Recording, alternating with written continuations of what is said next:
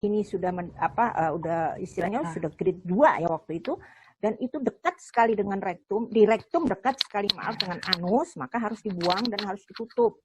Nanti ibu pembuangannya akan dipindahkan ke perut. Tapi waktu itu belum ada ya, maksudnya belum dikasih tahu nanti begini gitu enggak.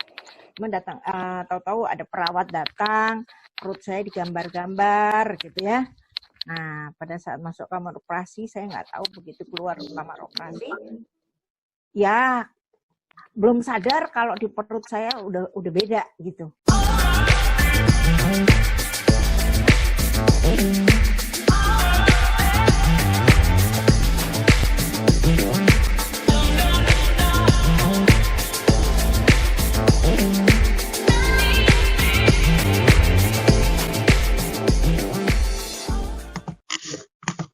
Halo, selamat malam sahabat Ostomed. Selamat datang di program Bincang Asik bersama dengan Ostomed. Program ini merupakan sebuah program dari WOCare Center. Sebelum kita masuk ke acaranya, perkenalkan nama saya Nurse Titi Sari. Saya adalah seorang ostomi nurse dari WOCare Indonesia yang akan menjadi host dalam program Bincang Asik Ostomed TV. Dalam acara ini kita akan ditemani juga oleh seorang ostomed yang sangat inspiratif sekali, yaitu Ibu Yuliana Trihartati. Halo Ibu Yuliana. Halo, selamat malam. Nah, Ibu Yuliana ini merupakan seorang ostomed yang sudah sangat lama ya, dan beliau sudah sejak lama juga ikut berperan serta nih dalam meningkatkan kualitas hidup ostomed di Indonesia.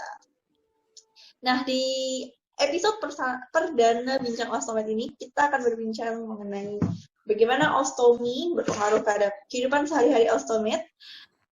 Nah, di sini Bu Yuliana akan sharing tentang pengalamannya yang sangat inspiratif sekali kepada kita semua, terutama untuk sahabat-sahabat ostomed yang baru saja mungkin akan sangat membantu bagi sahabat ostomed yang baru saja menjalani operasi stoma.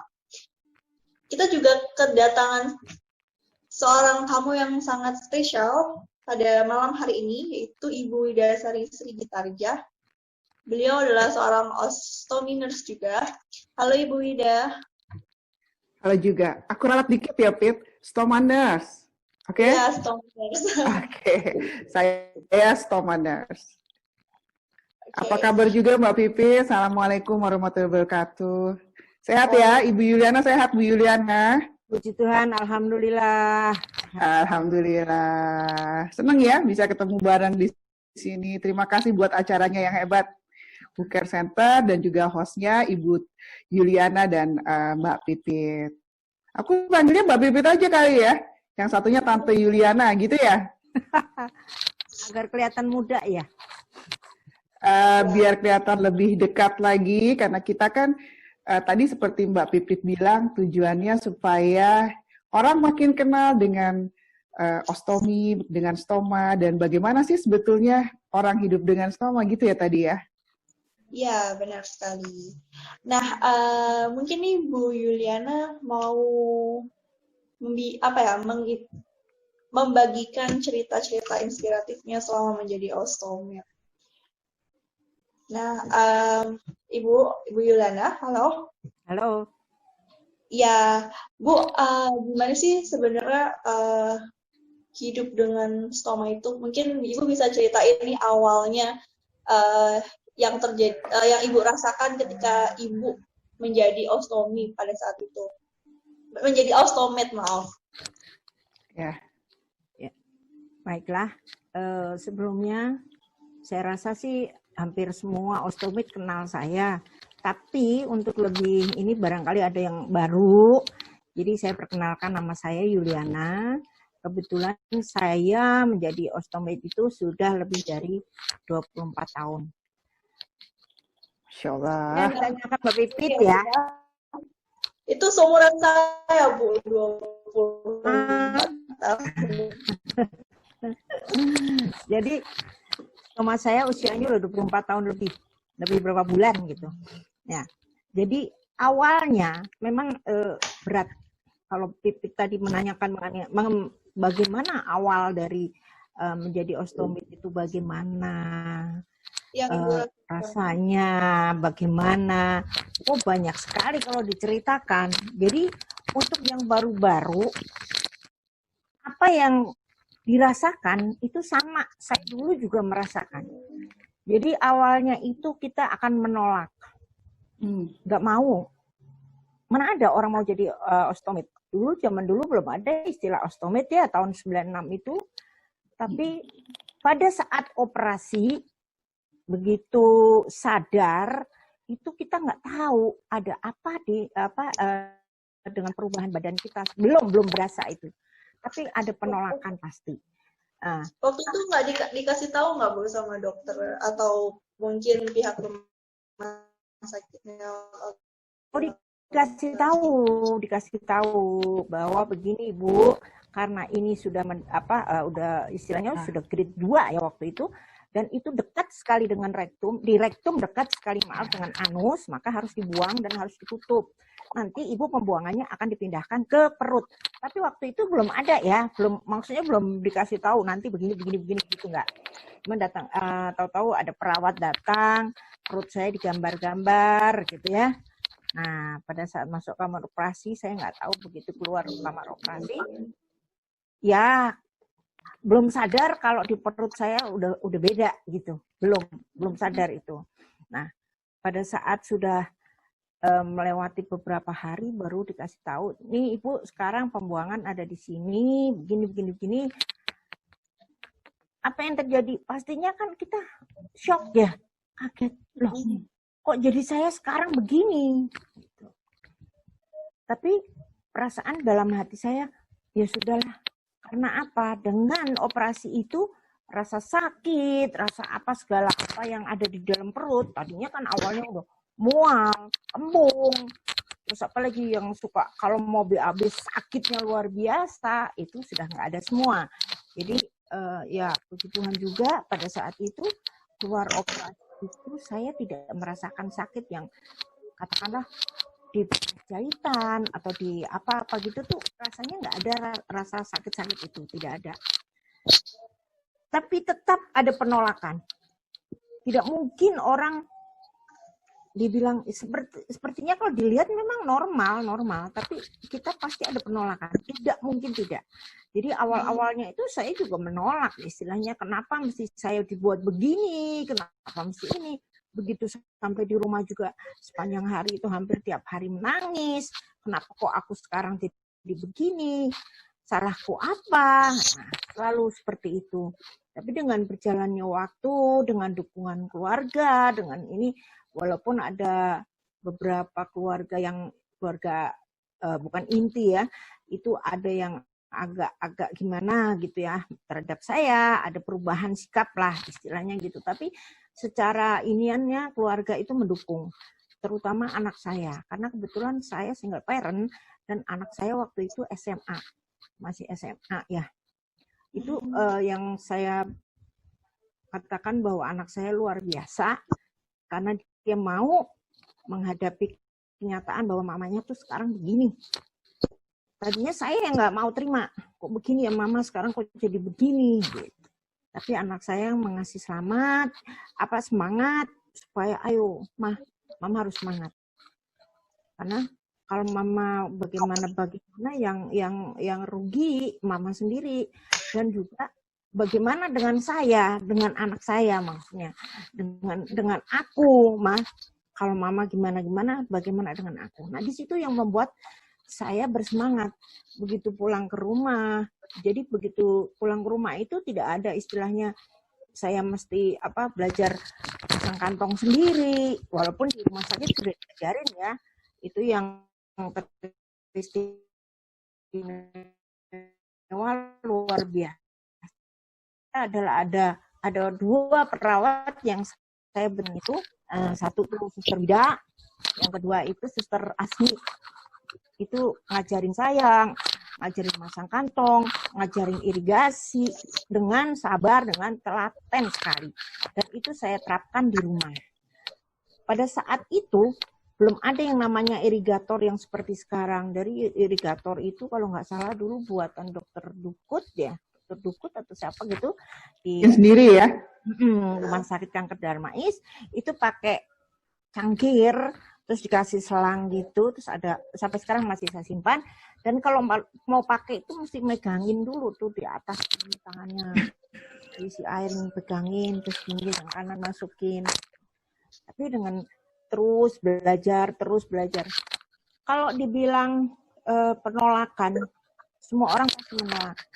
Saya juga menolak, walaupun dijalani, tapi itu makan waktu. Bisa hampir 1 tahun saya istilahnya itu masih masih suka memberontak dalam hati, masih suka Tuhan nggak adil atau gimana lah istilahnya. Berarti ya.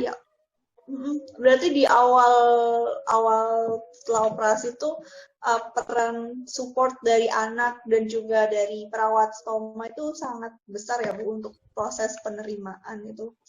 Iya. Ya, saya sampai sekarang pun selalu menyampaikan ke ostomed baru, dukungan nomor 1 adalah dari keluarga, kedua perawat, tapi yang lebih utama adalah semangat dari diri sendiri. Oh ya. Nah, didukung dari keluarga, ada yang ngajarin, ada yang ini dari perawat. Tapi kalau diri sendiri tidak mau terima, istilahnya, ngapain aku mesti begini, kenapa aku mesti begini, tidak mau terima dan tidak mau menyadari bahwa memang inilah jalannya, gitu. Nah, itu juga tidak akan berhasil.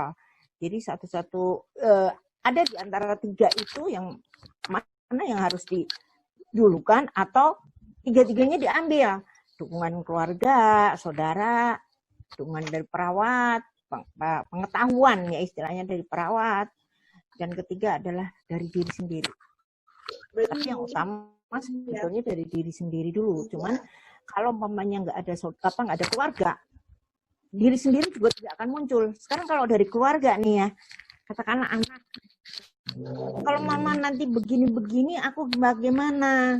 Katakanlah ini punya suami. Kalau mama begini, nanti aku hidupku bagaimana kalau nggak ada mama? Nah, itu udah dukungan pertama tuh ya. Nah, kalau kedua dari perawat itu untuk menumbuhkan semangat diri sendiri. Iya. Dulu juga saya nggak mungkin saya dari diri sendiri tumbuh semangat. Kalau saya sih, aduh Tuhan, udahlah mati aja. Gitu kan? Tapi karena ada dukungan dari keluarga, dari si anak, waktu itu anak saya, kalau mama gimana-gimana, aku bagaimana, Mama harus pikirkan juga aku. Nah, itu dari dukungan keluarga atau saudara. Kalau perawat, itu yang utama adalah pada saat di rumah sakit dan juga pada saat menjalani perjalanan waktu bagaimana ini, kalau ada keluhan di stoma, ada iritasi, ada ya segala inilah, itu pasti diperlukan perawat itu nomor 1. Kalau di rumah sakit nomor 1 perawat tuh harus ada, harus selalu siap, ya kan? Perawat stoma ya. Ini kita ngomongin soal stoma ya. Kalau zaman dulu belum ada istilah stoma, tapi kita sudah punya perkumpulan dulu. Ingat, dulu sudah ada perkumpulan tuh tahun 98. Jadi di rumah sakit itu tuh sudah ada perkumpulan, tapi belum disebut ostomed. Bu, kalau boleh cerita lagi nih, ada nggak sih perubahan aktivitas gitu setelah menjadi ostomed dan sebelum menjadi ostomed tuh kira-kira dari segi aktivitas itu ada yang beda gitu Kak, perubahan? Awal-awal semua itu pasti akan berubah. Karena apa? Bukan apa-apa, masih takut. Aduh, kalau aku begini nanti ini gimana nih? Si usus yang di perut nih, dulu istilahnya saya bilang usus di perut. Kalau saya berbuat begini atau saya bergerak begini, ini si usus bagaimana nanti reaksinya? Itu pasti ada perubahan. Tapi lama-lama kita akan tahu posisi begini tidak baik untuk mendatangkan agak sakit, agak nyeri atau apa. Nah, posisi seperti itu tidak saya ambil, katakanlah gitu, tidak saya lakukan. Atau, waduh, kalau aku begini, nanti dia terluka atau bagaimana bahkan pada saat itu mau mencuci, maksudnya tuh untuk apa sih istilahnya kalau orang normal kan kalau BAB cebok ya. Nah, sekarang kalau ini membasuh gitu, walaupun dari rumah sakit udah kasih tahu nggak apa-apa, Bu, nggak apa-apa, siram aja pakai air. Saya juga diajarin dulu di rumah sakit pada saat itu tidak hanya pakai NaCl aja. Jadi kalau udah sampai rumah nggak perlu NaCl lagi, guyur aja air gitu. Jadi saya terapkan itu sampai sekarang. Nah, tapi kita masih ragu-ragu. Ini kalau ditekan sakit nggak? Kita kan nggak tahu. Belum tahu itu. Kalau kita nggak jalani, kita nggak tahu. Jadi perubahan aktivitas dari sebelum dan sesudah itu pasti ada.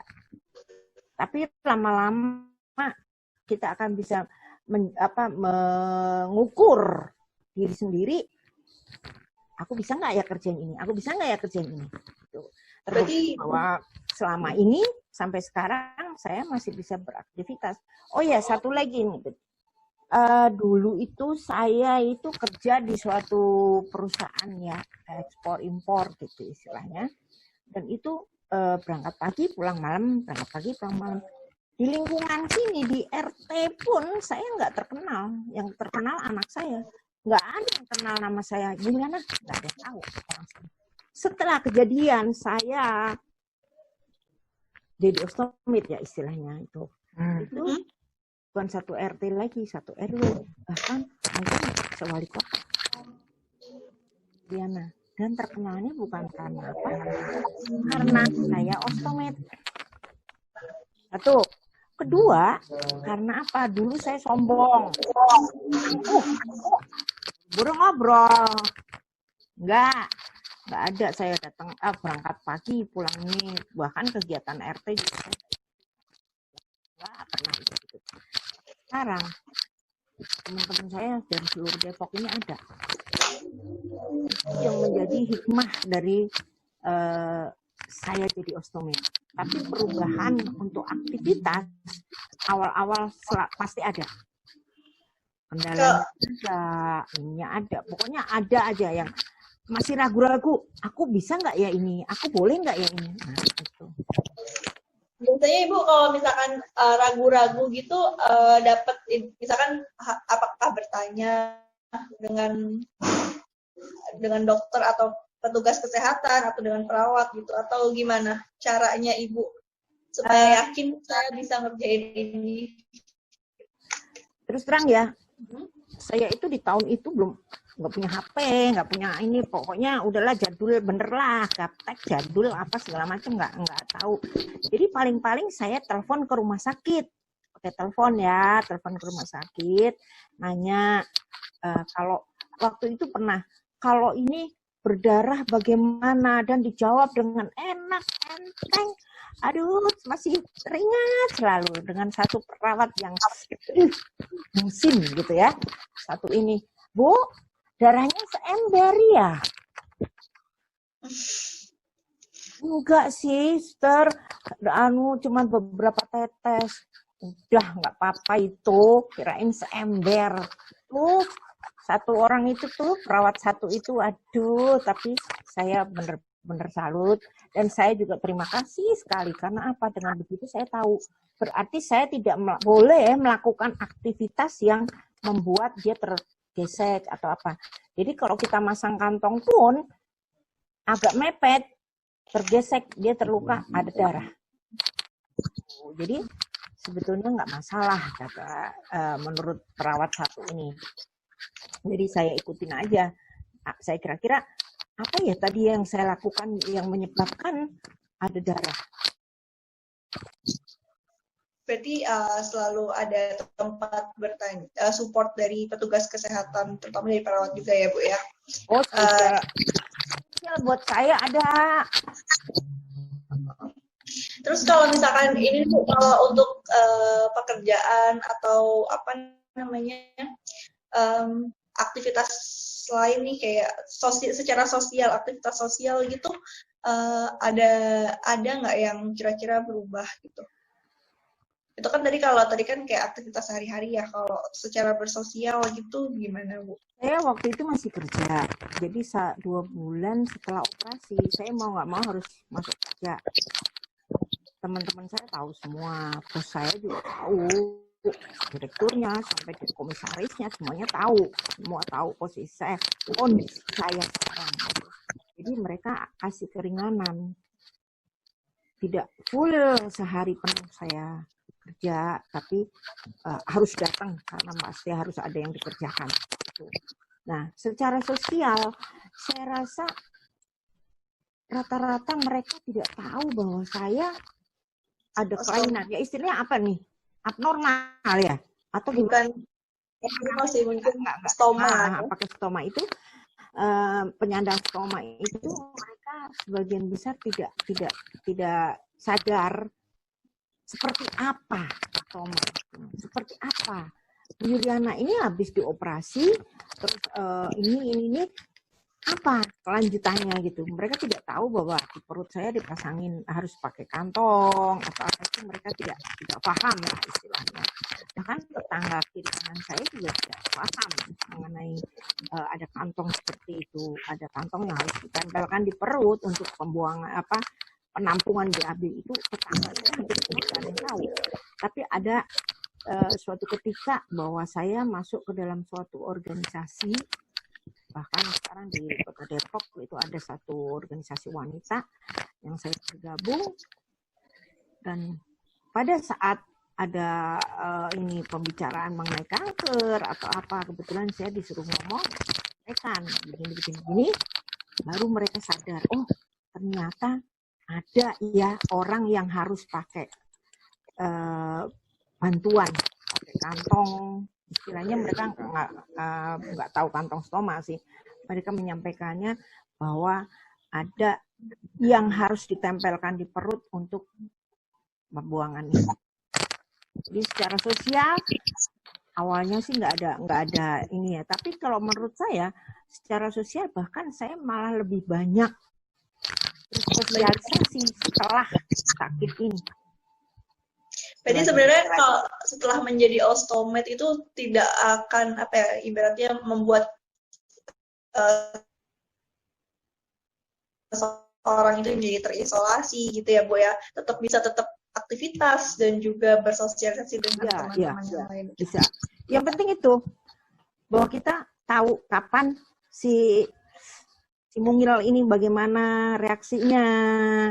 Si mungil ini kalau sewaktu-waktu bisa membuat masalah gitu. Jadi kita harus berjaga sekali, menjaga pada saat nih saya kalau mau ada acara atau apa itu selalu ganti baru ya, supaya kegiatan saya lancar. Pada saat kegiatan seharian atau apa itu nggak masalah. Pak Ibu tadi manggil si mungil, kira-kira ada nggak sama panggilan gitu untuk stoma? Saya dari dulu kan saya nyebutnya saya ini manusia berkantong, dan ada satu temen yang ngasih apa sih istilahnya namanya tuh, karena mereka punya grup gitu ya, terus jadi namanya Tommy Osti atau apa. Nah Tommy kan berarti kan yang laki, kalau saya perempuan jadi saya kasih nama Osti. Kita harus bersahabat ya dengan stomanya gitu ya untuk ostomed. Iya, betul sekali. Supaya lebih menerima mungkin itu ya. Iya. Bu Ida, nah sekarang kan tadi itu adalah pengalaman Bu Yuli ya tentang menjadi seorang ostomed dan gimana sih perjuangan dia dari awal menjadi ostomed itu, penerimaan dan juga beradaptasi. Dan ternyata memang setelah menjadi ostomed, seseorang itu tidak berarti bahwa hidupnya itu berakhir gitu ya, malah justru sebenarnya stoma ini memberikan kesempatan kedua ya Bu ya, untuk menjalani kembali hidup yang lebih baik gitu. Iya, dan ternyata memang si stoma ini malah justru tadi pengalaman Bu Yuli malah menambah pergaulannya juga. Jadi berarti memang stoma ini tidak berarti bahwa akan membuat seseorang itu akan terisolasi. Jadi tetap bisa beraktivitas seperti biasa. Gitu ya, Bu ya. Kan tadi kita sudah melihat berbincang nih dengan Bu Yuliana. Nah, mungkin sekarang kita mau berbincang dengan Ibu Widasari. Mungkin Ibu, halo Ibu Wida. Ya, aku dengar. Ya. Udah Bu, terlalu takjub. Coba ceritakan. Jadi sebenarnya ya. peran Jadi kalau boleh, iya, jadi kalau boleh dibilang Mbak Pipit, Ibu Yuliana ini sebetulnya guru saya. Karena waktu itu saya baru lulus ya, jadi enterostomal-terapi nurse, pulang dari Hong Kong. Waktu itu beliau juga tahu kalau saya sering korespondensi dengan orang-orang di luar negeri ya, baik itu dari Australia, Hong Kong maupun dari Amerika. Nah, kalau dapat surat dari mereka tuh mesti saya cobain dulu ke Ibu Yuliana. Jadi Ibu Yuliana itu udah sahabat, guru, terus project ya Bu ya. Jadi mulai dari nggak tahu sampai tahu, sampai harus bagaimana bersikap dengan ostomed lainnya, itu saya belajar banyak dari Ibu Yuliana. Jadi apapun keluhan dari Ibu Yuliana tuh ternyata hampir sama di semua ostomed. Sehingga di tahun-tahun pada saat kita mendirikan sebuah sekolah dengan nama Indonesian AdNet gitu ya, saya sudah percaya diri bahwa betul seorang ostomed pada saat dia mau dipasang stoma itu sangat membutuhkan preoperatif. Jadi tujuan utama kita adalah bagaimana caranya memandirikan ostomed. Sampai hari ini kita terus berkampanye tentang hak ostomed. Tujuan hak ostomed itu adalah sederhana.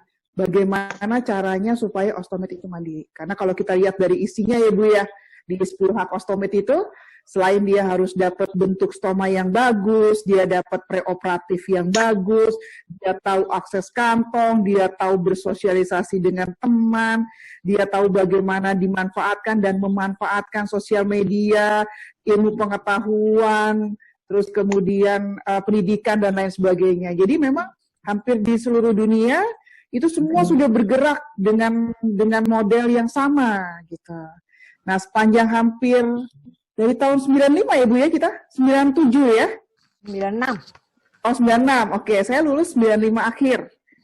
95 akhir saya lulus. Tengah tahun. Tanggal 3 Juni. Tengah tahun, oke. Jadi ketemu dengan Ibu Yuliana yang memang sudah ya beliau masih muda sekali waktu itu.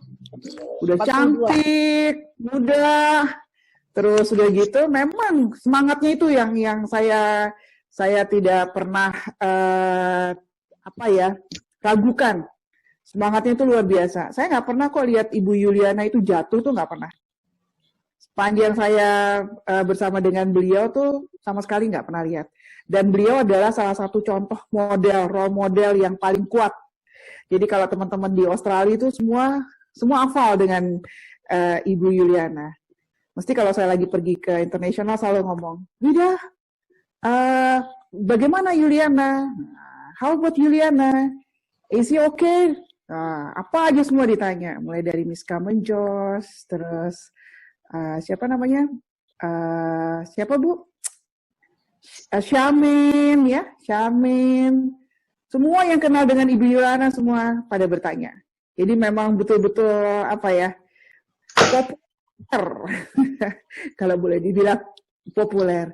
Dan perjuangan beliau sampai hari ini masih sama nih Mbak Pipit. Masih sama, jadi tetap memperjuangkan bagaimana caranya supaya para ostomed di Indonesia itu mendapatkan tempat yang semestinya.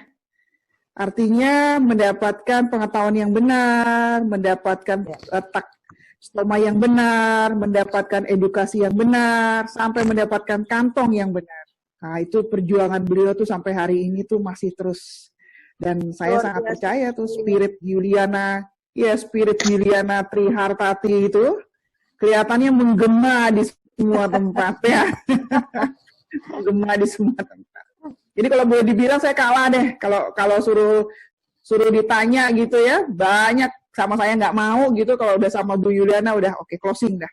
Oke, mau gitu. Tanya berapa banyak pasien-pasien yang tadinya tidak bersedia dilakukan pembedahan ostomi ya, tuh dokter-dokter bedah digestif pasti udah langsung gimana caranya supaya bisa call gitu ya. Terus Bu Yuliana di sana jadi role modelnya, cerita bla bla bla, dan semua akhirnya oke, setuju.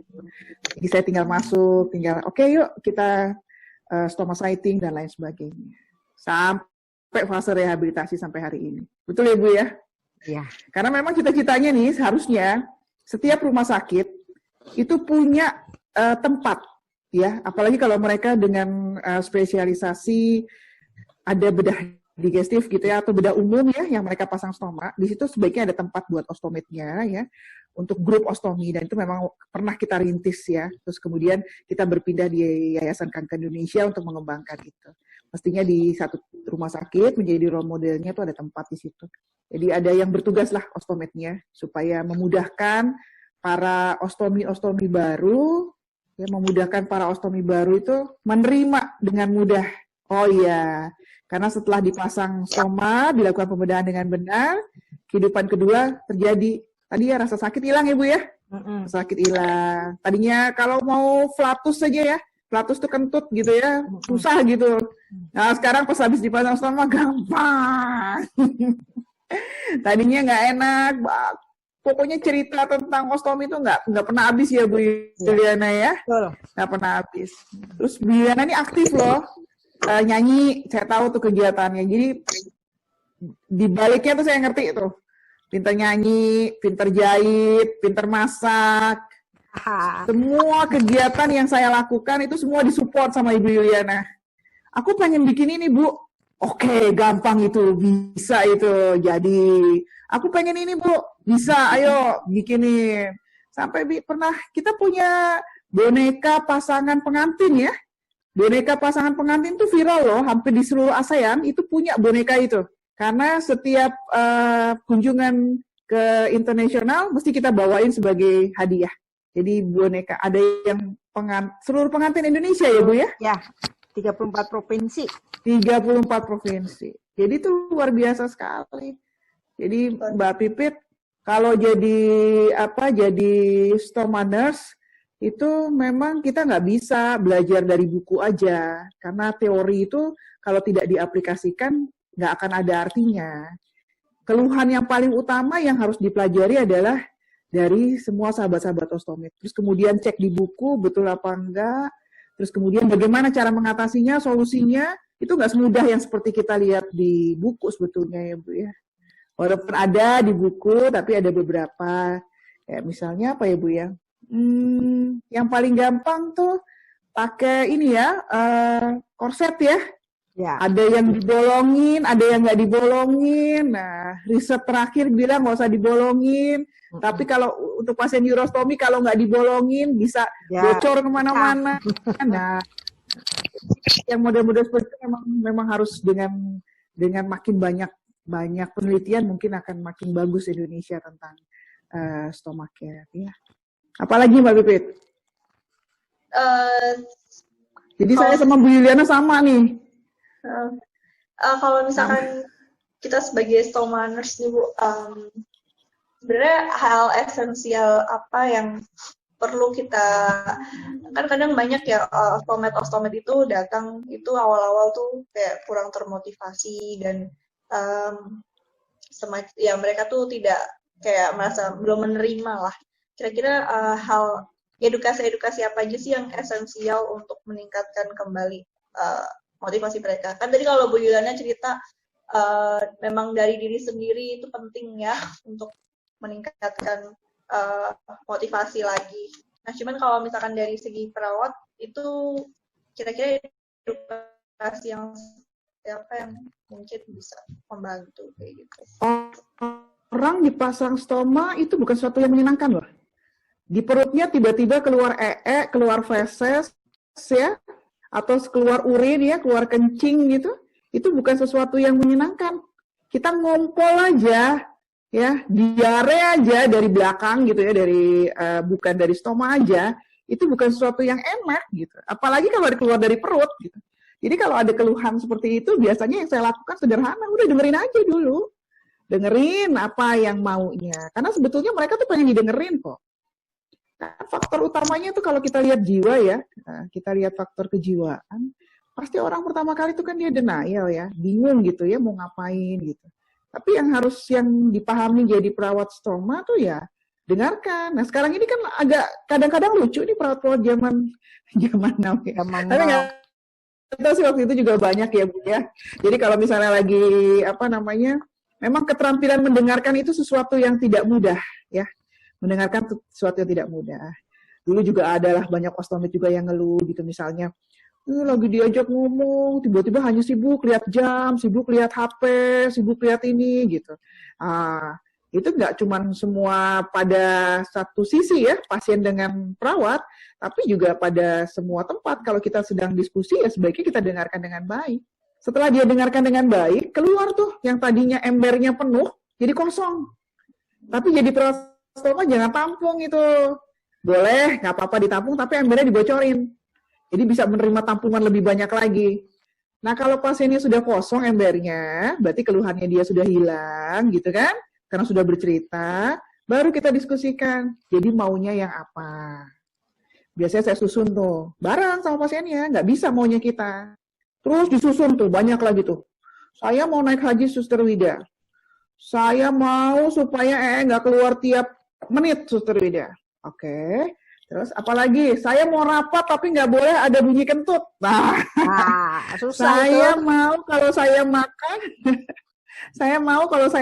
saya boleh makan jengkol. Oke, saya kepengen naik gunung. Saya kepengen jadi imam di masjid. Kan banyak sekali tuh, semua. Disusun sama dia semua. Ini saya lagi ingat almarhum Pak Sabto nih Bu. Kan beliau inspiratif sekali ya Pak Sabto ya, mulai dari P sama posnya disusun semua tuh. Oke, saya disusun terus kita tanya, terus kalau gitu dari semua yang disusun ini mana duluan yang mau, suruh pilih prioritasnya yang mana. Nah kalau sudah pilih prioritasnya, baru kita mulai. Yuk kita mulai prioritasnya. Ini bisa tatap muka, ini bisa via telepon, ini bisa ketemu sama teman-teman yang lain. Nah, di situ mulai. Jadi memang kalau jadi stomanus nggak bisa cuma sekali ketemu, seumur hidup. Saya sama Bu Yuliana seumur hidup. Ya. Saya sama Pak Abduh seumur hidup. Saya sama Nika seumur hidup. Sama siapa lagi?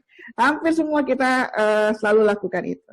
Jadi banyak sekali keluhan dan alhamdulillah ya sampai hari ini ya Bu ya, kita nggak cuma dengan ostomitnya aja, tapi juga dengan keluarganya ya. Dengan keluarganya kita juga tetap menjalin silaturahmi karena mereka juga sebagai orang yang membantu nantinya gitu ya untuk pasien-pasien atau sahabat-sahabat ostomit lainnya yang baru. Jadi mereka juga ikut bantu support. Itu Mbak Pipit. Jadi kalau jadi stomanus memang harus betul-betul bisa memahami gitu ya, bisa menerima dengan baik. Saya juga suka cerita tuh ke Bu Yuliana, Bu, aku tuh lebih baik jadi stoma nurse-nya aja deh Bu, daripada aku pasang stomanya. Soalnya aku tuh stres kalau kayak begitu. Mendingan aku yang nyariin kantongnya deh, daripada aku pakai kantongnya. Soalnya Bu Yuliana tuh bisa ketawa, ngakak-ngakak, nggak karu-karuan. Iya benar ya, Suster Widaya. Jadi sampai hari ini kita komitmen ya, memang itu yang memang menjadi satu perhatian kita, menjadi satu perhatian. Dan kita kepengen tuh keadaan ini nih, kegiatan kita ya, maksud saya sama Bu Yuliana ya tiap saat kalau ada masalah dengan ostomit itu mesti curhat-curhatan gitu. Dan kita kepengen bahwa sahabat-sahabat ostomit lainnya tuh nggak ikut menderita gitu ya, nggak ikut menderita.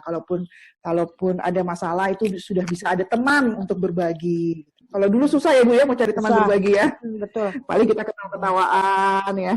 Paling kita ketawa-ketawaan. Terus dari gitu kita juga disupport tuh sama sahabat-sahabat dokter di Yayasan Kanker Indonesia ya. Ada Dokter Dita, Dokter Melisa, Dokter Beni Filipi ya. Kemudian di Darmais ada Dokter Dukut, Dokter Ayudi. Okay. Mereka sangat mensupport sekali ya dengan kegiatan kita. Almarhum Dokter Lukman ya. Malah udah nggak ada duluan gitu ya. Jadi jadi stomanus, jadi sahabat ostomit itu butuh komitmen, butuh butuh perasaan yang memang udah terlanjur jatuh cinta sih. Jadi gimana ya? Kalau udah terlanjur jatuh cinta tuh memang berat. biar bilang nggak boleh, tetep aja namanya juga udah jatuh cinta. Iya Bu Yuliana ya. Susah saya udah jatuh cinta sama Bu Yuliana tuh udah puluhan tahun. Jadi berat saya kalau misalnya ada apa-apa gitu tuh susah gitu. Jadi ya selama ini sepanjang ini selalu didiskusikan bareng. Jadi baiknya memang saya lihat juga di internasional ya, antara Stomanes dengan Ostomate itu memang mereka membangun satu sinergi ya. Sinergi karena memang yang ada waktu paling banyak ya Stomanes. Kalau dokternya kan mereka mendukung, cuman kan mereka memang waktunya nggak terlalu banyak. Tapi tetap kita libatkan dalam kegiatan-kegiatan ini. Kapan-kapan dokter Beni Filipi juga diundang juga pasti senang ya. Atau dokter Dita diundang juga senang ya Bu Yuliana ya. Pasti itu Mbak Pipit. Luar biasa sekali ya bincang pada malam hari ini, banyak banget insight atau mungkin pesan-pesan yang bisa kita pelajari bersama ya, bahwa Ostomate itu sebenarnya bukanlah akhir dari dari segalanya gitu. Jadi itu awal. Ya, menjadi Ostomate itu adalah awal menjadi seseorang yang baru yang lebih baik. Bisa kembali beraktivitas seperti biasanya dan juga bisa bermanfaat untuk orang lain.